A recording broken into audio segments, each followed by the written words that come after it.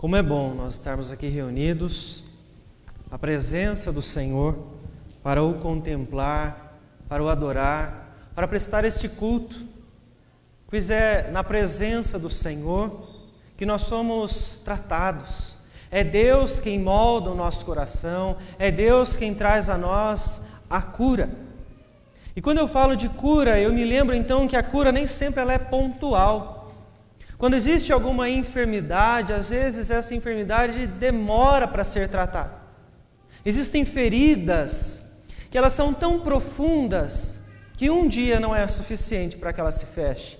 E elas precisam então de um tempo para que elas possam, com o tratamento correto, elas possam então se fechar e não trazer mais a dor. Mas isso vai depender de cuidados que serão utilizados ao longo de todo esse tratamento para que essa ferida então possa ser então fechada, né?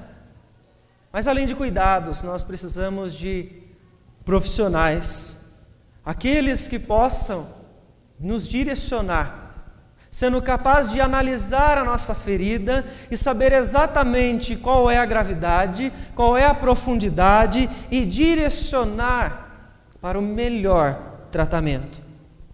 Quando a ferida não é exposta, mas a ferida ela é interna e profunda, é preciso analisar ainda com mais atenção, pois senão ela jamais será curada por completo. A ferida chamada rebeldia sempre vai esconder a realidade que a tornou exposta naquele momento. E por isso essa noite eu gostaria de encontrar, junto com a igreja, o coração da rebeldia. Onde está o centro de toda a rebeldia? O que é que está fazendo com que ela se mantenha viva? E como nós podemos tratar esta ferida? Convido a igreja a abrir a palavra do Senhor no segundo livro de Samuel, no capítulo de número 15, para nós fazermos a leitura juntos do versículo 1 até o versículo de número 12.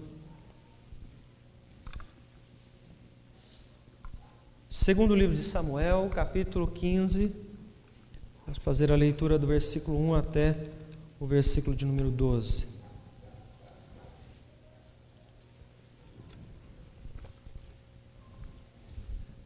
Que diz o seguinte a palavra do Senhor: Depois disto, Absalão fez aparelhar para si um carro e cavalos e 50 homens que corressem adiante dele.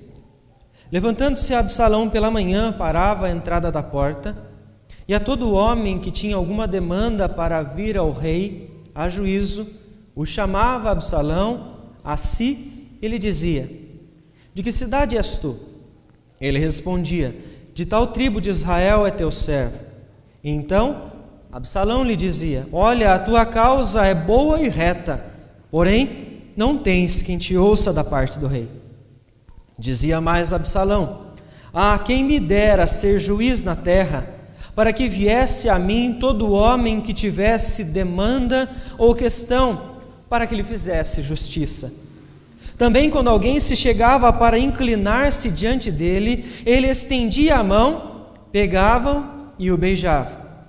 Desta maneira fazia Absalão a todo o Israel que vinha ao rei para juízo, e assim ele furtava o coração dos homens de Israel. Ao cabo de 4 anos, disse Absalão ao rei: Deixa-me ir a Hebrom, cumprir o voto que fiz ao Senhor. Porque morando em Jesur, na Síria, fez o teu servo um voto, dizendo: Se o Senhor me fizer tornar a Jerusalém, prestarei culto ao Senhor. Então lhe disse o rei: Vai-te em paz. Levantou-se, pois, e foi para Hebrom. Enviou Absalão emissários secretos por todas as tribos de Israel, dizendo: Quando ouvires o som das trombetas, direis: Absalão é rei em Hebrom.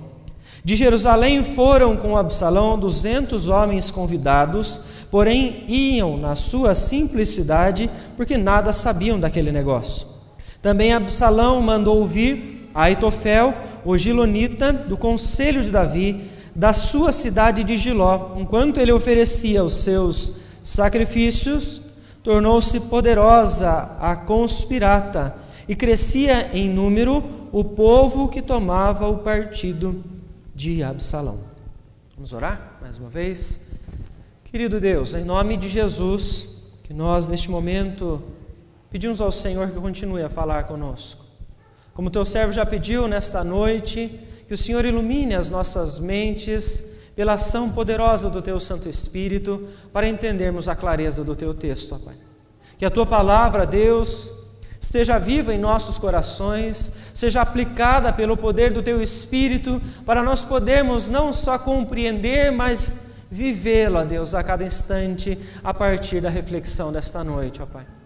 É no nome de Jesus, ó Deus, que eu peço ao Senhor que transforme os nossos corações, que converta os corações, que o Senhor esteja restaurando a nossa fé, nos fortalecendo e consolando, conforme o Senhor, ó Deus, o fizer e tratar a cada um dos nossos corações aqui esta noite. Em nome de Jesus, que nós oramos e já agradecemos ao Senhor. Amém, Senhor Deus. Irmãos, nós temos falado aqui sobre um grande homem, um grande servo do Senhor, um grande rei que a história deixou para nós, registrada nas Escrituras ao longo de vários capítulos, que é Davi. Davi, o homem segundo o coração de Deus. Estamos conversando sobre a história dele ao longo dos domingos, e nós temos visto que esta expressão concedida a Davi, ela não chegou a ele porque ele a conquistou, porque ele se tornou merecedor de ser chamado o homem segundo o coração de Deus. Não, Davi é assim chamado porque o Senhor já o conhecia. Quando Davi ainda era substância informe, como nós vemos na linguagem do salmista, quando Davi ainda não existia, Deus já havia o escolhido para que ele fosse rei, para que ele fosse servo, para que ele cumprisse a sua vontade entre Israel, vontade esta que atinge a todos nós nos nossos dias. Pois o Senhor escolheu Davi para ele fazer parte da linhagem do próprio Senhor Jesus. E esta é uma das promessas, então, que o Senhor traz sobre a vida de Davi. O homem segundo o coração de Deus. O homem que o Senhor está tratando ao longo de toda a história, para que ele possa cumprir a vontade do Senhor. Para que ele possa honrar a Deus como o próprio escolhido pelo Senhor, que ele então o é. Mas quando eu olho para a história de Davi, eu vejo muitas falhas. Eu vejo muitos erros. E isto traz uma questão na mente de muitas pessoas, porque ele é sim o homem segundo o coração de Deus, mas a responsabilidade que ele recebe, juntamente com este título, ela é muito grande. Porque quando as falhas de Davi elas surgem, nós vemos a humanidade deste homem perante nós, que se iguala a todos nós, que lutamos constantemente com os nossos desejos, com aquilo então que faria cada um de nós nos afastarmos do Senhor. E isso então nos leva a entender como é que o melhor dos médicos, que é capaz de entender as mais profundas feridas, ele pode curar, ele pode restaurar e ele direciona a vida daqueles que estão doentes. O lar de Davi, como nós ouvimos algumas semanas atrás, se você não teve a oportunidade de acompanhar todas as pregações, elas estão no nosso canal, você pode encontrar para rever essa história tão interessante. E nós falamos que o lar de Davi, ele foi construído a partir de um ato desagradável ao Senhor. Nós vemos então Davi começar a construir o seu lar a partir de um adultério. Isso trouxe para ele graves consequências. É o mesmo Davi que nós conversamos, que diante do momento em que recupera a Arca da Aliança, ele com toda a alegria quer levar para abençoar a sua casa. É o mesmo depois que comete um adultério e ele passa então a trazer as consequências para o seu lar. A palavra do Senhor, ela nos ensina que isso levou a uma trágica cena, onde um dos filhos de Davi, chamado Aminon, que nós observamos, ele cometeu um terrível erro. Ele comete então um abuso sexual com a sua meia-irmã Tamar, gerando profundos traumas não somente nela, mas também em toda a sua família. Pois a história nos mostrou que Absalão, o irmão de Tamar, tomou conhecimento dessa história. E quando ele tomou conhecimento, ele acolheu a sua irmã para tentar ao máximo, naquilo que ele podia, trazer o consolo que ela precisava. Porém, Absalão nutriu dentro do seu coração um ódio contra o seu meio-irmão, Amnon. E passados 2 anos deste grave erro, Absalão então criou a melhor das estratégias, atraiu o seu meio-irmão Amnon para uma armadilha e cometeu um assassinato. Ele queria justiça com as próprias mãos e ele realizou isso achando que aquela vingança, ela seria, portanto, agradável a Deus. Mas o medo tomou conta de Absalão e ele fugiu. Ele foge de Jerusalém e fica fora da cidade por 3 anos. Ao passo que ele começa a desejar retornar, acreditando que aquela situação já havia acalmado, que a poeira já havia abaixado, então ele faz de uma maneira que o rei possa então o receber novamente. Ele chega diante do rei, do guarda do rei, e ele então, queimando as suas terras, chama a sua atenção para que ele possa dizer: permita que eu vá diante do rei. E ele é recebido pelo rei Davi, seu pai, e é permitido então retornar à cidade de Jerusalém. Com o seu retorno, a ferida aberta no passado, a ferida que estava profunda em Absalão, em Davi, em Tamar, em toda a família, não foi curada. E ela então volta à tona. É como se ele permitisse que aquela ferida fosse tocada mais uma vez, e ela então trouxesse todo o sofrimento que o passado havia então mostrado dentro da casa de Davi. Porém, esta ferida, ela só poderia ser encontrada quando conseguissem entender onde estava o grande problema, onde estava o coração daquele sofrimento todo. A rebeldia que nós veremos surgir em Absalão neste momento, ela precisará ser analisada com profundidade para que então ela possa ser tratada. Então veja comigo no versículo de número 1 do capítulo de número 15, o texto diz que este Absalão, que o cenário mostrou para nós o que estava fazendo, ele então emparelhou para si carros, cavalos e 50 homens para que corressem adiante dele. Ele é filho do rei. O rei Davi está à frente deste trono, desta cidade, e agora ele não pode estar com uma imagem de alguém que não tem força, que não tem autoridade como filho do rei.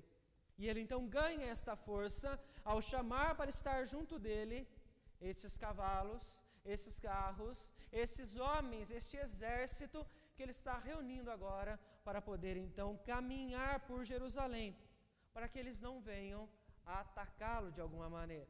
Mas veja que interessante, o que é que Absalão começa a fazer depois que ele ganha esta proteção externa desses carros e cavalos? Toda manhã ele ia então à porta para receber a todos os judeus e então interpelarem eles naquele momento. Veja que nós podemos observar que o coração da rebeldia em Absalão é identificado por cada uma das suas atitudes contra o seu pai, mesmo que indiretamente a rebeldia de Absalão, ela começa a vir à tona. Então veja, neste momento, ele teve esta coragem para então enfrentar o próprio rei, pois o seu maior desejo era destronar Davi, o seu próprio pai. Ele quer destruir o reinado de Davi nesse momento, e ele está fazendo de tudo para que isso aconteça. Veja então que Absalão se encontrava com as pessoas, que sabia que tinha então uma demanda, e ele diz a essas pessoas no texto, versículo de número 2, ele diz então: de que cidade tu és? E eles então falavam: nós somos da tribo de Israel. E então ele responde: olha, a tua causa é boa e reta, porém não tem quem te ouça da parte do rei. O desejo de Absalão é de destronar o seu pai. Isso fez com que ele se aproximasse intencionalmente de todo o povo e começasse a desconstruir a imagem do rei Davi. Começasse a mostrar para aquele povo que não há ninguém dentro daquele local que esteja interessado em ouvir a causa, os problemas, para que fosse feita justiça diante deles. Pois era esta ação que o rei tinha: ouvir as pessoas e dar a eles um direcionamento para que eles pudessem resolver as suas causas, para que a justiça viesse sobre o seu lar. Porém, quando ele está então interpelando, abordando o povo, o que ele diz? Neste reinado não há ninguém que faça isso, mas se eu estivesse no lugar do rei, eu então o faria. Ele diz no final do versículo de número 4: quem me dera ser juiz na terra, para que viesse a mim todo homem que tivesse demanda ou questão, para que lhe fizesse justiça. Veja que o coração da rebeldia de Absalão, ele está então numa falsa promessa, que ele começa a explicar para todo o povo. Ele começa a dizer para eles que se ele estivesse como juiz sobre essa terra, ele resolveria todas as questões, ele traria justiça sobre todos. Ele lança uma falsa promessa para eles, como se a intenção dele fosse curar as pessoas, como se a intenção dele fosse cuidar daquele povo. Mas o seu coração revela nas suas ações contra o seu pai uma grande rebeldia, um desejo apenas de destronar Davi, seu pai.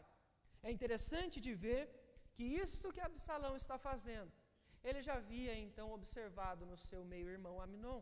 Se os irmãos se recordam, Aminon mentiu para o seu pai, criou toda uma situação para atrair sua meia-irmã junto dele naquele instante. Falsas promessas, falsas palavras. Então Absalão, ele tem exemplos dentro da sua casa de pessoas que não eram verdadeiras, que não então agiam conforme a verdade, para que ele pudesse usar nesse momento da mesma ação. Porém ele observa, Aminon então realizou isso, cometeu esse grave erro e nada aconteceu com ele. Ele saiu impune, apesar do abuso sexual que ele cometeu. Por que Absalão não poderia fazer o mesmo? Ninguém vai saber. Vou declarar aqui falsas promessas para conseguir o que eu desejo, sem então trazer qualquer tipo de consequência sobre a minha vida. A falsa promessa de Abraão, ela apenas reforça o que o seu coração rebelde está vivendo. É uma rejeição, a rejeição à verdade de um Deus fiel que estava amparando todo o seu povo através do rei Davi. O Deus de Israel que cumpre todas as suas promessas e jamais caminhará longe da verdade, pois Ele é e nele está toda a verdade. Absalão se afasta dessa verdade de Deus, rejeitando, para poder viver a sua rebeldia, para poder viver aquilo que está no seu coração explodindo nesse instante. O ódio que ele tem, a rebelião que está em seu coração, é para que ele possa então cumprir o desejo da sua carne. Ao rejeitar então esta verdade, ele vai usar qualquer meio que aparecer na sua frente para que ele possa alcançar os seus objetivos. Ele não está se importando com o que Deus pensa. Ele não está se importando qual é o princípio agradável ao Deus de Israel. Ele quer apenas fazer a sua vontade. Veja então que ele, neste momento, ele está fazendo aquilo que o salmista diz no capítulo 24, jurar dolosamente. Ele está proferindo algo falso no seu coração, para aquelas pessoas acreditarem que ele seria um justo juiz. O salmista então no capítulo 24 diz que aquele que jura dolosamente é aquele, portanto, que não está desfrutando da presença do Senhor. É aquele que não está com as mãos limpas diante de Deus para então fazer o que lhe é agradável. Absalão não está preocupado neste momento com os votos, com as afirmações que ele está fazendo, pois a palavra nos diz que aquele que o faz, qualquer promessa, qualquer voto diante do Senhor, ele deve cumprir, pois é melhor que não o faça do que aquele que faz e não cumpre os seus votos e as suas promessas. Pois veja, o texto continua mostrando para nós que as falsas promessas de Absalão apenas eram feitas para instigar a mente do povo. Ele está começando um processo para levantar no meio de todo o povo uma conspiração contra aquele que está no trono. Veja só que triste essa cena, é um filho que está criando uma conspiração contra o seu próprio pai.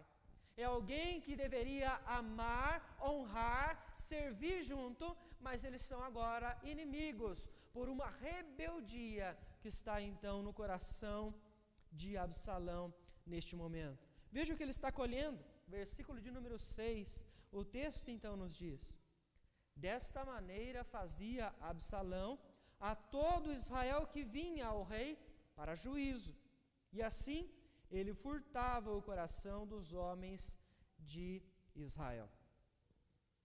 Absalão, com as suas práticas, está conquistando a todos.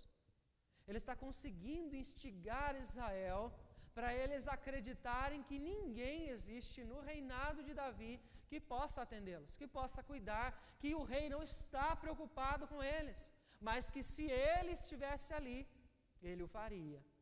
Ele está começando a conquistar todo o povo para que eles então o ajudem a derrubar o seu próprio pai do trono. Com isto, então, o texto mostra para nós, na continuação do texto, que ele vai até o rei não para fazer uma promessa, mas que ele vai para fazer um pedido ao rei Davi. O pedido ao rei é para que o rei permita que Absalão vá até a cidade de Hebrom, pois enquanto estava na Síria, estava longe, ele havia feito uma promessa ao Senhor. Uma promessa de que se ele voltasse para Jerusalém, ele iria até Hebrom para sacrificar ao Senhor, para adorar ao Senhor. E nós vemos, portanto, Absalão falar algo que parece tão belo, de um coração tão piedoso, que quer servir a Deus, que quer, portanto, adorar ao Senhor, pois nós vemos aqui um pedido que tem por trás um coração malicioso. Um coração com más intenções. O versículo de número 10, ele diz, portanto, enviou Absalão emissários secretos por todas as tribos de Israel, dizendo: quando ouvires o som das trombetas, direis: Absalão é rei em Hebrom. O pedido que ele coloca diante do seu próprio pai naquele momento era um pedido para que ele pudesse sair de Jerusalém, para que ele pudesse continuar a sua conspiração. O desejo maior de Absalão não é adorar a Deus, não é sacrificar ao Senhor, mas é ampliar a sua conspiração, não só com aqueles que estão ali em Jerusalém, mas com todos os outros que fazem parte de Israel, cada um de sua tribo. É um pedido enganoso. Veja então que o coração da rebeldia de Absalão não está apenas na rejeição da verdade, mas está também num engano malicioso que ele faz brotar em seu coração, porque ao passo que ele fala com Davi, ele tem toda a história do que está acontecendo dentro de casa na sua mente. O meu pai adulterou com Batseba, essa é a história que ele conhece. O meu pai permitiu que o meu irmão, ou meio-irmão, cometesse um abuso sexual com Tamar, minha irmã, e ele nada fez contra eles. Esse é o cenário que tem dentro da mente de Absalão. Ele está, portanto, achando que nada vai acontecer com ele. Nada aconteceu até agora, aparentemente, com Davi, nada aconteceu até agora com Amnon. Então não há problema em pecar, não há problema em desobedecer, não há problema em alimentar esta rebeldia que está dentro do seu coração. Absalão está fazendo tudo de uma maneira muito inteligente, vai passar desapercebido. Mas a palavra do Senhor, ela nos lembra em Lucas capítulo de número 7, que o Senhor Jesus, ele teve um episódio ao longo de todo o seu ministério, onde uma mulher, que pelo texto ela é retratada como pecadora, provavelmente pela atitude dela ser errada diante do Senhor, ser conhecida pela cidade, Aquela mulher em Lucas capítulo 7, ela utiliza o melhor bálsamo, o melhor perfume que ela tem, guardado num vaso de alabastro, o melhor vaso que ela tinha naquele instante, para ungir os pés do Senhor Jesus. Enquanto aquela mulher estava prostrada aos pés de Jesus, lavando os seus pés com lágrimas, enxugando os seus pés com os próprios cabelos, aquela mulher está prostrada sem se preocupar com quem está observando ela fazer aquilo. Ela quer apenas desfrutar de um momento de adoração ao seu Senhor, aquele que no coração ela é grata, aquele a quem ela adora naquele momento. A palavra do Senhor nos mostra que isso acontece na casa de um fariseu, o fariseu que convidou Jesus a estar com ele jantando naquele momento. O fariseu que, como anfitrião, deveria fazer tudo aquilo que esta mulher o fez. Porém, o texto traz um detalhe que eu quero ressaltar aos irmãos. Quando este fariseu observa aquela mulher pecadora limpar os pés de Jesus com as suas lágrimas, ele no seu íntimo, consigo mesmo, como o texto nos diz, ele então começa a pensar se este homem é realmente profeta, se ele é o mestre, ele sabe que esta mulher é pecadora e, portanto, tornaria ele impuro naquele instante. O Senhor Jesus, sendo Deus, conhecia o pensamento daquele homem, sabia o que aquele homem estava com intenção no seu coração e começa a questioná-lo sobre o porquê ele havia o convidado para estar ali. O Senhor Jesus revela àquele homem que quem estava em pecado naquele instante não era aquela mulher, mas era sim ele, que estava tentando, portanto, enganar ao Senhor Jesus para que ele fosse condenado. O mesmo a quem ele, de forma externa, chama de mestre. É revelado para ele e para todos nós que o Senhor, o nosso Deus, Ele conhece a intenção dos nossos corações. Porque aquele que age pelas sombras, instigando maldade, promovendo engano, não o faz longe do conhecimento do Deus Todo-Poderoso. Deus sabe o que nós fazemos. Deus sabia o que Absalão estava realizando naquele instante contra o seu próprio pai. Aquilo não passaria impune. Mas ele continua na sua intenção, ele continua realizando os feitos, pois o coração da rebeldia de Absalão foi visto na sua rejeição à verdade e no seu pedido enganoso e malicioso que ele coloca diante do rei. Mas quando você observa isso, onde começa todo este problema? Se nós formos mais a fundo na história de Absalão, por que ele é rebelde? Por que ele está agindo dessa forma? Por que o coração dele está tão sujo dessa forma? Que leva ele não só a matar o seu meio-irmão Amnon, a trapacear para voltar para Jerusalém, a mentir para que ele possa conseguir todos os passos de uma forma tão estratégica e inteligente. Qual é o grande problema dele? E a palavra do Senhor, quando ela continua o texto, ela começa a mostrar para nós quais os outros elementos que compõem essa história que nos levam a entender onde esse problema começou. Capítulo de número 15, versículo de número 13, ele diz o seguinte para nós: então veio um mensageiro a Davi dizendo: todo o povo de Israel segue decididamente a Absalão. Davi tomou conhecimento agora, nesse instante, que Absalão tem todo o povo junto dele, que Absalão então agora está sendo considerado alguém com autoridade sobre todo o povo. Davi, ao saber o que estava acontecendo, versículo de número 14, ele diz então: levantai-vos e fujamos, porque não podemos salvar-nos de Absalão. Dai-vos pressa a sair, para que não nos alcance de súbito, lance sobre nós algum mal e fira a cidade a fio de espada. Um grande pai que nós temos aqui, não é?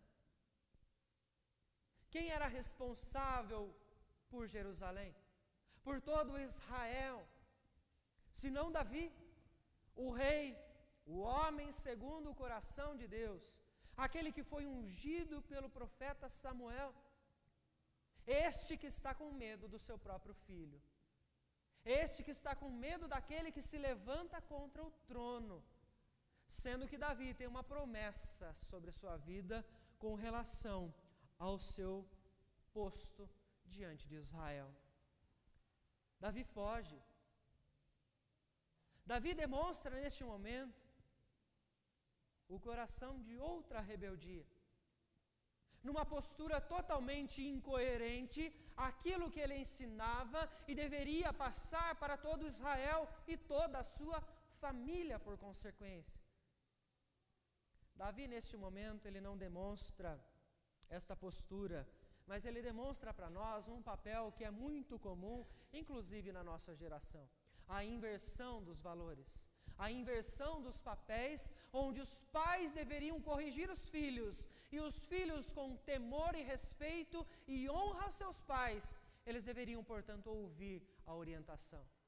A nossa geração já não sabe mais o que é o princípio de ser um pai e do que é ser um filho. E nós vemos que o que está acontecendo com Davi é o que acontece hoje em dia. Os pais, ao verem os seus filhos crescerem com autoridade e poder, eles fogem ao invés de enfrentar, cumprindo com a sua responsabilidade dentro do lar.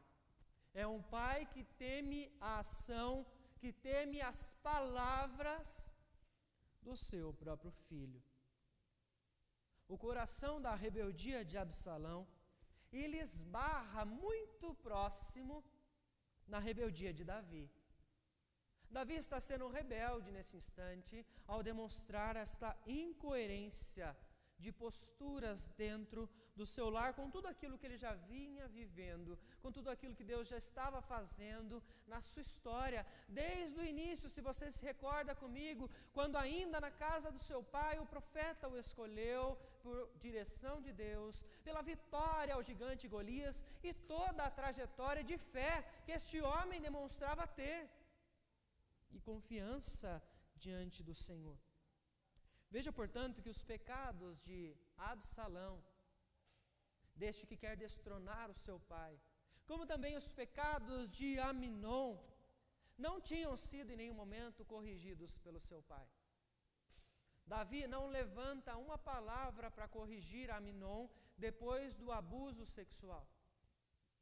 Davi não levanta palavras porque ele está chorando pela morte de Aminon, pelas mãos de Absalão.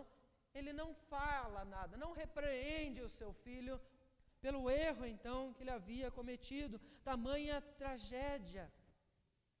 Sendo Davi o pai responsável a direcionar a sua própria casa. Pense comigo a gravidade que está acontecendo dentro desse lar. Um abuso sexual e um assassinato não foram suficientes para despertar a responsabilidade deste pai, deste servo, deste que deveria entender qual é o seu papel. O que mais era preciso acontecer? O que mais é preciso acontecer dentro de um lar para que as nossas responsabilidades elas sejam então assumidas diante do Senhor? É um caso gravíssimo que Davi está vivenciando, algo muito próximo com o que acontece na igreja de Corinto, quando o apóstolo Paulo escreve a sua carta aos irmãos de Corinto, no capítulo de número 5, ele começa a repreender aquela igreja, porque no meio deles existia alguém que estava se deitando com a mulher do seu pai. A palavra do Senhor ela nos mostra como o apóstolo Paulo ficou, portanto, naquele instante, sem compreender a ação da igreja de Corinto, que estava vendo aquilo acontecer, tinha conhecimento e não tinham disciplinado aquela pessoa, não tinham corrigido aquela pessoa, muito pelo contrário. O texto diz que a igreja de Corinto estava ensoberbecida com o pecado que estava no meio delas. Eles estavam orgulhosos. Eles estavam acostumados já com aquilo. Estavam vendo aquilo com uma forma tranquila. Olha que belo que essa pessoa está fazendo com a mulher de seu pai. Há problema nisso? Não. Nos olhos da igreja de Corinto não tinha. E o apóstolo Paulo vem, portanto, dizer àquela igreja que aquela imoralidade que existia dentro daquele local deveria ser corrigida.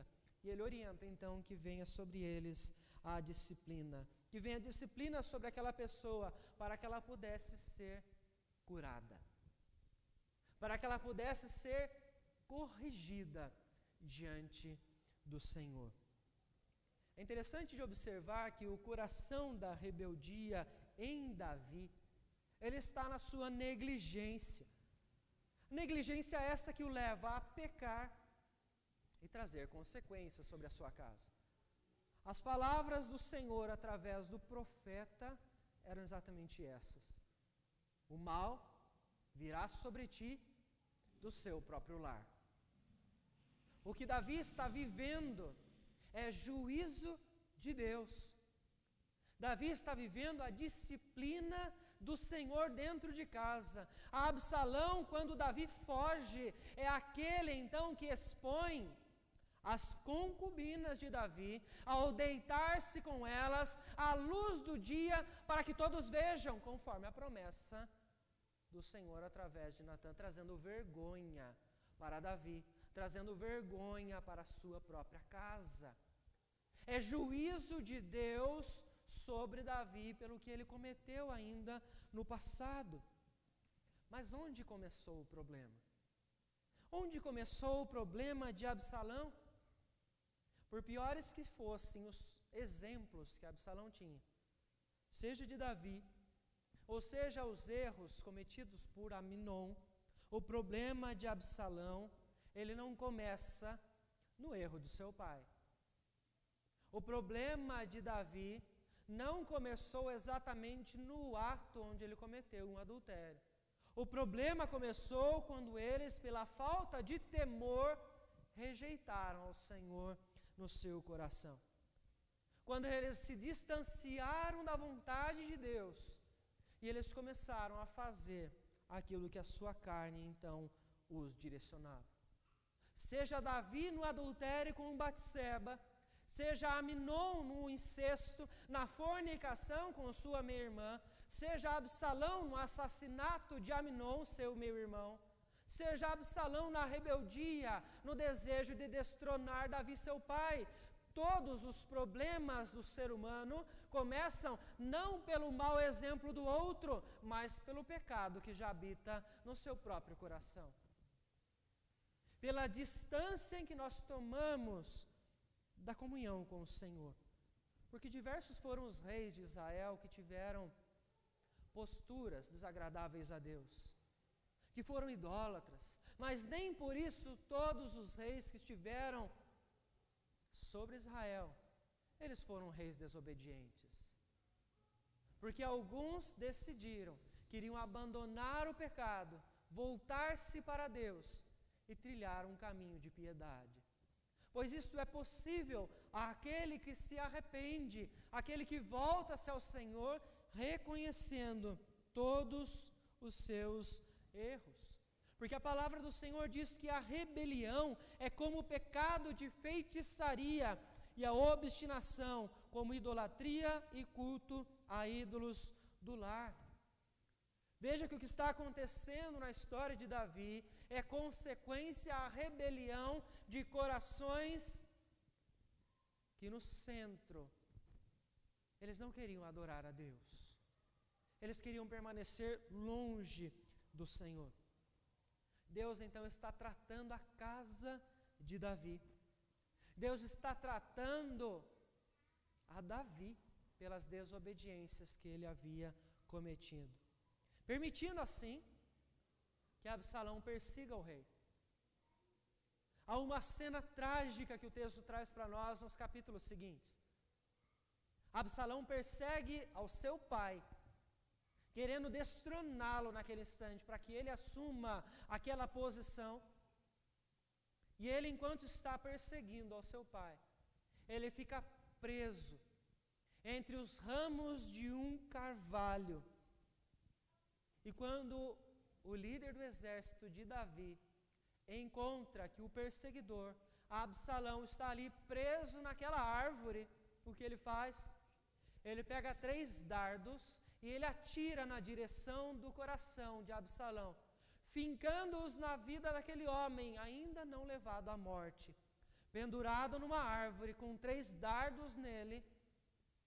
10 homens pegam as armas de Joabe e eles vão até Absalão para o matar naquele momento. É mais um filho morto. É mais uma tragédia que vem sobre o lar de Davi, ainda como consequência pelos seus próprios erros. Como o Senhor havia dito, o mal suscitarei da tua própria casa. Qual é a reação de Davi após esta morte? Como com Absalão? É choro, é pranto, por saber que apesar de ser perseguidor, Absalão era seu filho, filho a quem ele amava. Como evitar o choro? Como evitar a tragédia no nosso lar? Quando nós entendermos que o coração da rebeldia está no pecado que habita dentro de nós, nós vamos entender que será preciso lutar contra ele todos os dias, para nós não falharmos e assim com possibilidade de trazer consequências sobre a nossa própria casa. Absalão, quando ele é derrotado pelo exército de Davi, ele é o meio pelo qual o Senhor traz livramento e disciplina para a casa de Davi. Livramento porque é sobre Davi que existe uma promessa, pois é ele o homem segundo o coração de Deus, a quem Deus escolheu para permanecer no trono até o fim de sua vida e então poder cumprir a sua vontade. Quando nós somos capazes de identificar o coração, o centro de toda a nossa rebeldia, é possível, portanto, tratar a pior das feridas que eu e você podemos identificar na nossa vida. Nós podemos entender que ela só permanece no nosso coração quando nós chegarmos ao centro dela. E a maior parte das vezes ela foi provocada por causa do pecado. Isso precisa ser tratado, pois senão ela permanecerá aberta. E passem os anos como passou com Absalão, 3 anos longe de Jerusalém, 2 anos ainda próximo do rei, 4 anos criando um plano estratégico. O seu coração ainda permanecia adoecido e carecia de cura. Somente no Senhor nós vamos encontrar a restauração para o nosso coração. Somente no Senhor nós encontramos o perdão para as nossas falhas. A palavra do Senhor, ela nos lembra, portanto, que é através de Cristo Jesus que a igreja tem o privilégio de receber o perdão. Porque você não precisa pagar outro preço. O preço já foi pago. O altíssimo preço do sangue do Senhor Jesus derramado quando Ele morreu na cruz, permite a você e a mim nos aproximarmos hoje diante do Senhor, com toda a sinceridade do nosso coração, trazendo à tona, expressando ao Senhor aquilo que está no mais profundo do nosso íntimo, para confessando, podemos receber o perdão do nosso Senhor. O tratamento para o coração da rebeldia será a disciplina divina. Portanto, quanto mais lutarmos contra o pecado, menores serão as consequências e os momentos de disciplina que o Senhor precisará colocar sobre as nossas vidas. Quanto maior for a vida de santidade que nós desfrutarmos na presença de Deus, maior o tempo de obediência estaremos perante o Senhor. A palavra nos diz então que a repreensão franca é melhor do que o amor encoberto. É isso que Deus faz conosco.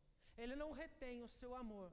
A palavra nos mostra que o amor foi visto na cruz, foi demonstrado na maior atitude por cada um de nós, que pela fé podemos então viver com o Senhor Jesus. Podemos viver através do que Ele fez por nós, para podermos então adorar ao nosso Senhor. Davi é o homem segundo o coração de Deus.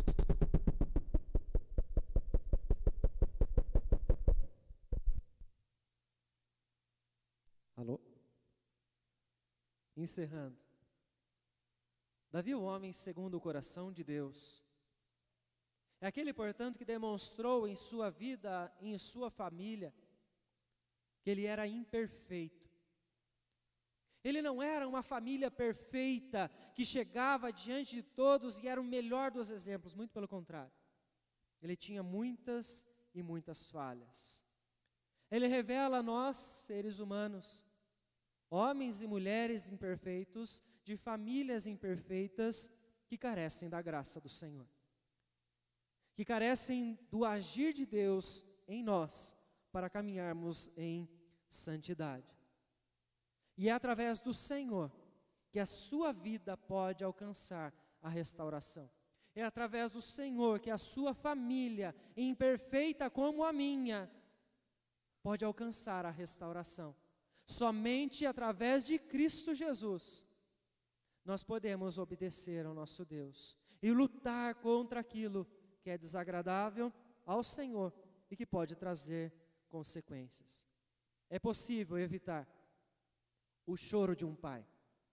É possível evitar um choro dentro do lar quando nós buscamos a comunhão com o Senhor. Quando nós nos esforçamos para viver uma vida de santidade, de piedade, em obediência diante dos papéis que o Senhor colocou a cada um de nós dentro de nossas casas. Que Deus te abençoe para que você viva a santidade, que você tenha fé para perseverar em meio a este tempo que luta na contramão dos princípios bíblicos.